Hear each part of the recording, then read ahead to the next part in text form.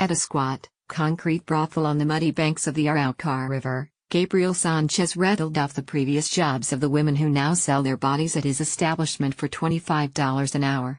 "We've got lots of teachers, some doctors, many professional women and one petroleum engineer," he yelled over the din of vallenato music. "All of them showed up with their degrees in hand. And all of them came from Venezuela. As Venezuela's economy continues to collapse amid food shortages, hyperinflation and U.S. sanctions, waves of economic refugees have fled the country. Those with the means have gone to places like Miami, Santiago, and Panama. Read more. Colombian violence puts two men on path to sainthood. The less fortunate find themselves walking across the border into Colombia looking for a way, any way, to keep themselves and their families fed.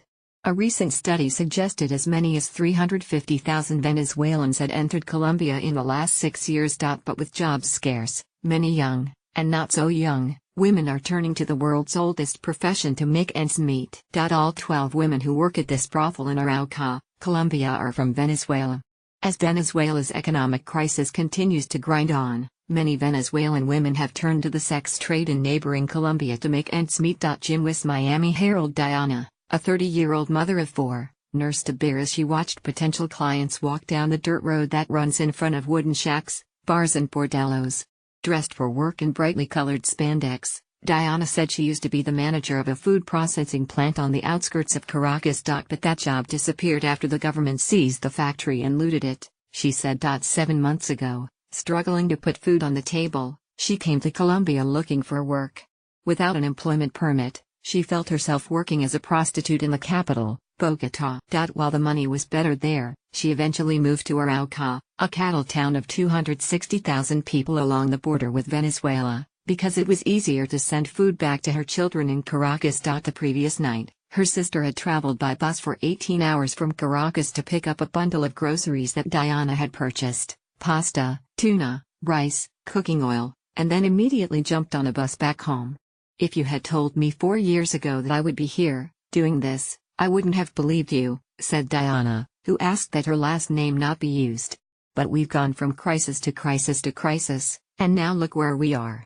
More videos. 2:44 Trump at UN, "We are prepared to take further action if the government of Venezuela persists." 2:51 Venezuelan soldiers announce attempt to launch uprising against President Maduro. 2:47 Coast Guard, British Royal Navy locate vessel near Vieques after Maria. Rescue 1:23 family trapped in house by floods in Puerto Rico. 1:11 Hurricane Maria nears Turks and Caicos Islands. 1:31 We are working. Not the government, we are. Puerto Rico cleans up after Hurricane Maria. 0:37 FPL works to restore power to parts of Coral Gables. 1:26 Cleanup crews hit the streets in Virginia Gardens after Hurricane Irma. 0:41 Cujo Key residents recount horror of Hurricane Irma. 0:47 The Key Largo Bay appears as though it was gulped up by Hurricane Irma. Video link embed code Facebook Twitter email Trump at UN. "We are prepared to take further action if the government of Venezuela persists. The Venezuelan people are starving and their country is collapsing," President Donald Trump stated before the United Nations on September 19, 2017. He later called on other countries to do more to address the crisis in Venezuela under the dictatorship of Nicolas Maduro, which has inflicted terrible misery and suffering on the good people of that country. Trump at UN. "We are prepared to take further action if the government of Venezuela persists. The Venezuelan people are starving and their country is collapsing," President Donald Trump stated before the United Nations on September 19, 2017. He later called on other countries to do more to address the crisis in Venezuela under the dictatorship of Nicolas Maduro, which has inflicted terrible misery and suffering on the good people of that country. The White House, with inflation running in excess of 700% and the Bolivar currency in freefall, finding food and medicine in Venezuela has become a frustrating, time-consuming task. Diana said she often would spend 4 to 6 hours waiting in line hoping to buy a bag of flour. Other times she was forced to buy food on the black market at exorbitant rates.